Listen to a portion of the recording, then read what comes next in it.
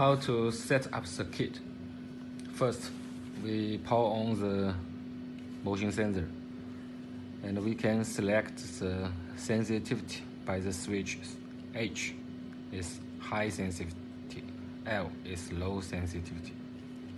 Okay, we insert the 3 pieces 1.5 voltage alkaline batteries. If the sensor be powered, the indicator light will light for 5 seconds, and the sensor can be activated after about 30 seconds.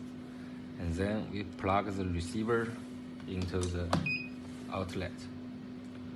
The kit has been programmed before shipment, so we can wave your hands in front of the sensor eye to activate the sensor. And then we install the back cover by the screws like this. Okay, thank you.